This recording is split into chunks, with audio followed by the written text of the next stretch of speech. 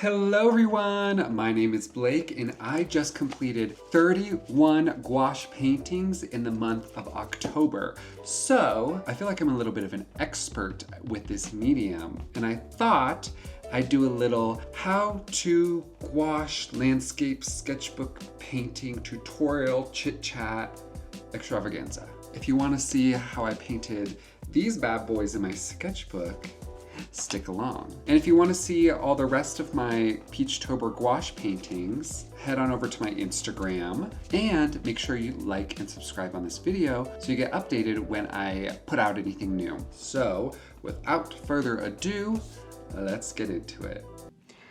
Okay, so I have all of my stuff set up. I even included a little mirror down here so I could see you all while I'm chatting at least and while I'm painting. So I have everything set up. I have my gouaches, I have a palette, I have my sketchbook with a small sketch on it, very, very limited sketch because I think I'm going to be making most of my decisions while I'm painting. I have a lovely reference image pulled up on my iPad that I took a couple months ago. And finally, I have a clean glass of water and a dirty glass of water. I mean, they're both clean now, but one will get dirty, one will stay clean. Oh, and obviously a rag and some brushes. So let's get into it. I think I'm gonna start off with the sky. I know it's a lot easier to get some of these background colors in first and then go in with the details. So the sky is gonna be a little bit of a light blue. So I'm just gonna keep everything simple in terms of mixing and just gonna use a basic blue and a bunch of white just to get a nice light blue. And what I like to do with gouache is start with the light color and mix in the dark, which is pretty standard for painting in general. And I also have my sketch taped off, so I'll have some nice crisp borders near the end. Okay, and I'm not super worried about where this is going. I'm just kind of filling in the shapes. And gouache is an opaque paint. However, when you're mixing water into it, it does become transparent. So I just need to decide where I want things transparent or if I want to have more of a watercolor effect. And if not, I'll just keep it opaque. And my sketchbook is a mixed media sketchbook, so it can't handle too much water, so I won't go overboard with that. But now I have a really light value for my sky. Let's go in with, oh, I almost forgot, there's a reflection in the water.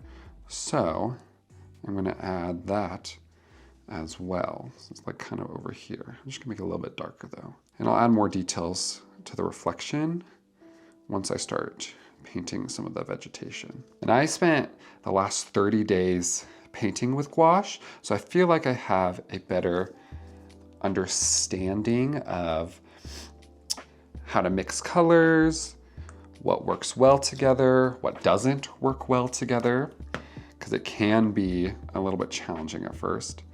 But I'm not gonna do tons of mixing today because I know I need to keep things simple if it's just a sketch.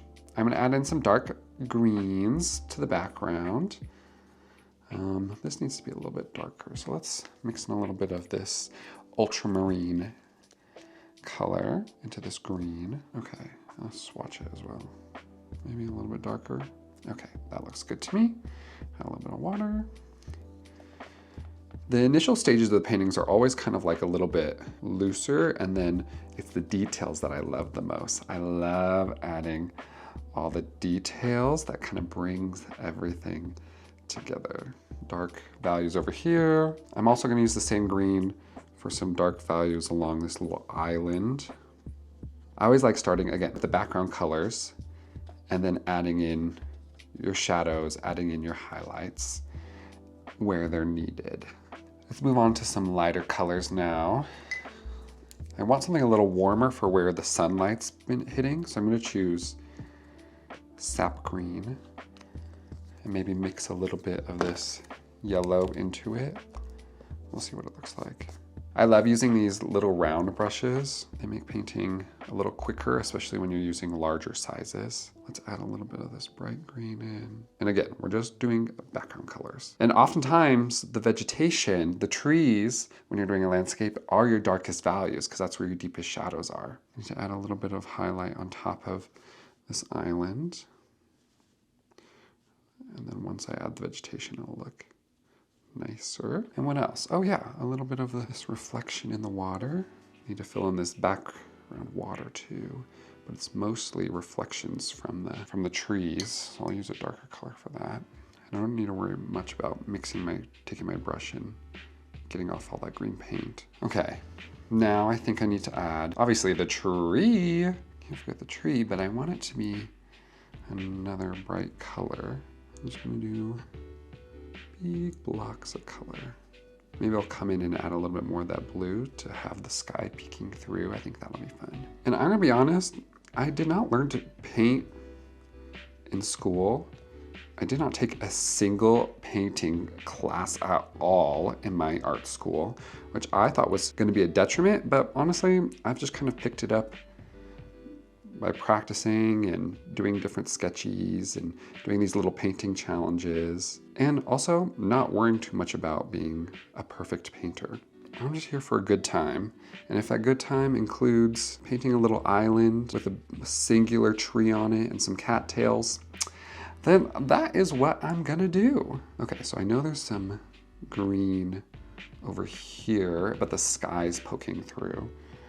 So what I want to do is kind of add in the baby strokes, mimic leaves, like sunlight in the sky, dappled through the leaves.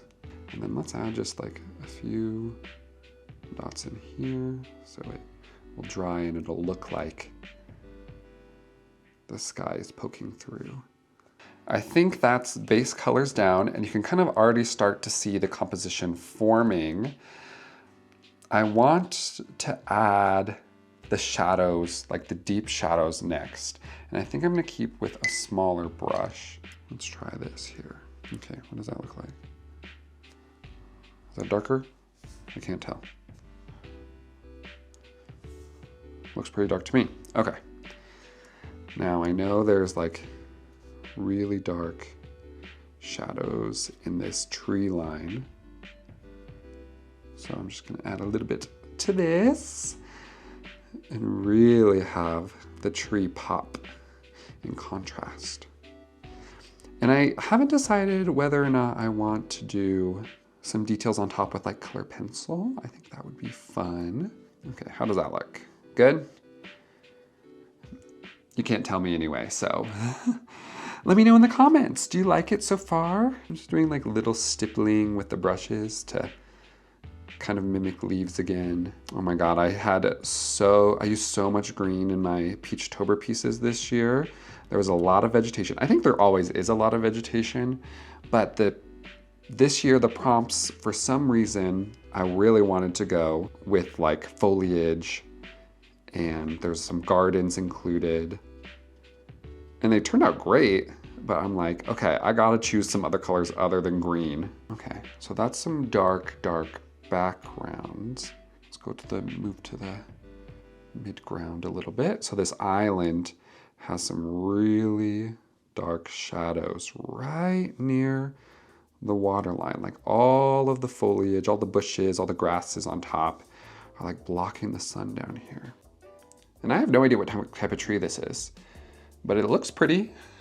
Let's start adding little bushes, or at least the start of bushes. One thing I have learned is that all of your foreground details, all your foreground objects are going to be a little bit more detailed than everything in the background. One, because they're obviously closer. And two, when you have details in the foreground and then in the background, it's a little bit more obscure. You're creating this kind of atmospheric perspective that keeps your attention moving throughout the painting. Okay, maybe I'll start to add some shadow in the tree as well. I'm just gonna be very sparing with it because I know we want to keep it pretty bright And I'm still doing that same little baby stippling technique to make sure I'm mimicking leaves. Oh yeah, that looks good. A little bit of this, a little bit of that. Okay, perfect. Or good enough. Okay, now we're gonna add in some foliage. That's what I wanna do next. I'm gonna add a little yellow brush strokes. Maybe I need a little more green in that. And they're all kind of focused right around this front. And then in the water as well. I grew up on a lake, so I'm very familiar with cattails, with the flora and fauna of ponds. Me and my sisters used to catch frogs and then keep them in 5-gallon buckets overnight, which honestly is a little cruel. But hey, we were curious, and maybe, who knows, maybe there would have been tadpoles at some point, which I think would have been really fun. I think we did have tadpoles, but most of the time we were just catching, not frogs, toads. Toads specifically. And they ended up getting trapped in a bucket overnight. Okay, now the next thing I need to focus on are these cattails over here. So I'm gonna add a bunch of very thin yellow strokies. Okay, what do we think so far? Looks pretty good, right? I still think we need to push even darker. So I rarely do this, but I'm gonna add black. And a little bit of black goes a long way. And I just added a bunch. Oops. Oh, here we go. Yes. See how dark that is? Add in some really dark values to make everything pop. How do you hold your brush? Sometimes I feel like I'm not doing it right. La, la. When I make you popular, I remind them on their own behalf to think of who's gonna go see Wicked. Oh, I'm so excited. Their costuming already looks amazing, so I'm very excited to see what they pull out for costumes for everybody. I know it's gonna be wild. I think that's okay for now. Let's move on to some really dramatic highlights. I'm just gonna be a little sparing because there are not a ton of dramatic highlights in this, but just enough to add a little bit of dimension. And then similar yellow that goes right at the top of these fluffy cattail tops. Also, sorry if I'm breathing really loud. Sometimes when I'm working, I end up working with my mouth open like, and I know that is not an attractive look, but hear me out. When you break your nose in 2nd grade, you never breathe the same. So, would not recommend. Actually, this story is kind of funny. I broke my nose in 2nd grade in PE while we were playing kickball or something, and we were playing inside in the gym, and basically I ended up going to retrieve a ball that got kicked into the bleachers, tripped, smacked my head against the bleachers, started bleeding from my nose, went to the bathroom, and my PE teacher walks into the bathroom, me as a little 7-year-old boy, bleeding profusely from his face, getting blood all over the ceramic sink, and my PE teacher comes in and she goes, "Don't worry, you didn't hurt the bleachers. Ah ha ha ha ha. Girl, can't you see that I'm dying here?" Well, maybe that's a little bit of an exaggeration, but it was not fun. And that little comment did not make me feel better, that's for sure. Okay, let's add the trunk now. I think it's time to add the trunk. And it's a pretty dark, almost greenish brown, so I'm gonna use some more of this burnt sienna. I'm just gonna go add little baby branches. Connect everything together. Branches that go up to the top of the tree. Maybe it's even cutting through the sky a little bit. This is definitely a big old branch. Okay, now let's add some skinny mini details.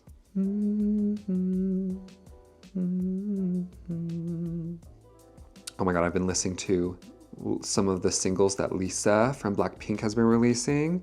Oh, they are so good. And I think my boyfriend is really starting to get into her.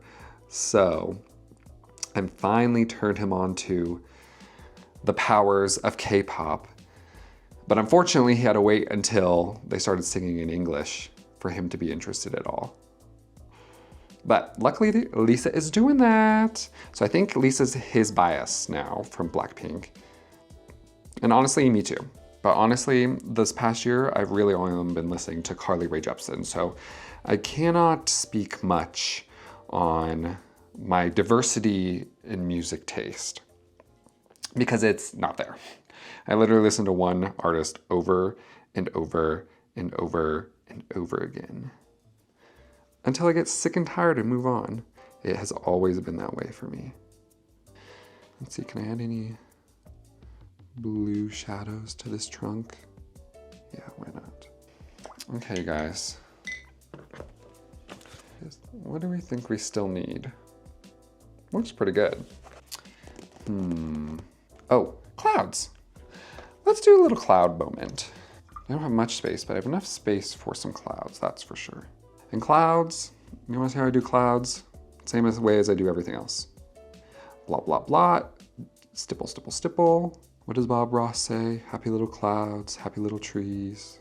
I blend it into the sky a little bit so it's not just stark white clouds, because there are shadows in clouds. And I always kind of focus on where the light source is. Put the white or the gray or whatever color you choose for your clouds closest to that light source. And then I use the actual sky color to add in a little bit of shading underneath, opposite that light source.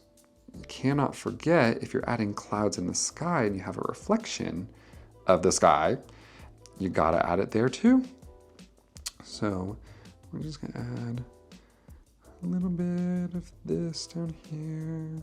And gouache dries really, really fast. So you can honestly layer things until you get the look that you want, which is helpful because in watercolor, you can layer, but you're picking up some of the pigment that you previously laid down. Okay, let's see here. I think that's it in terms of the landscape. Now there's a really fun detail in this picture that I took. I actually took this picture at Jupiter Artland, which is a sculpture garden outside of Edinburgh. And this island is covered in all sorts of these little wish cards accompanied by bells. So when the wind is blowing, the wind is a-blowing, you hear this very soft twinkling sound. You see these white cards kind of blowing in the wind. I'm just adding those in just very carefully. This is where all the fun happens. It's the details. It's like kind of bringing the whole image to life. I think I'm done. Woohoo! Okay, peel time. Okay, this is my favorite part. How well did this tape work? Oh, pretty good, if I do say so myself. Peeling always at a 45-degree angle, or at least approximately, to avoid tearing any paper.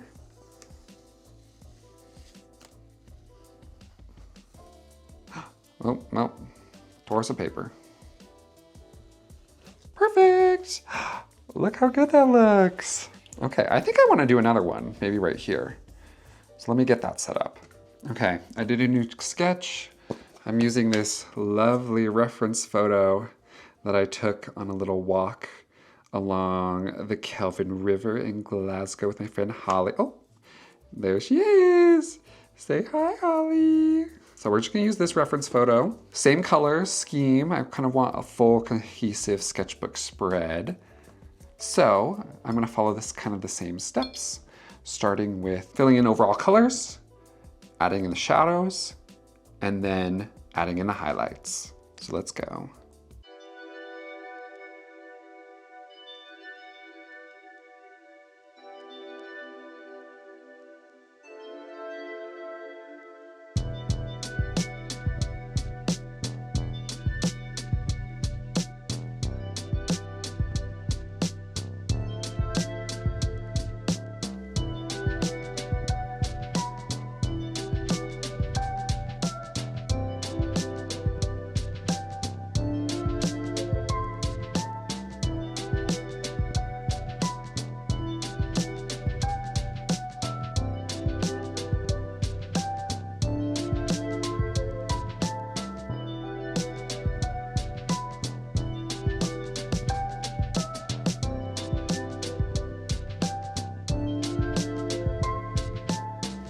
So there you have it.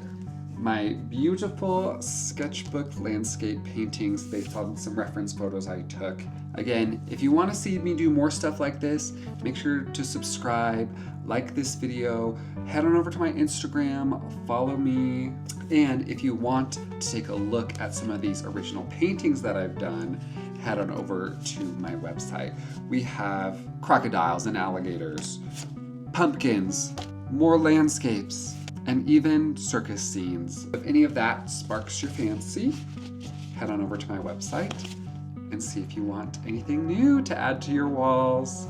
With that being said, I will see you all next time. Bye-bye.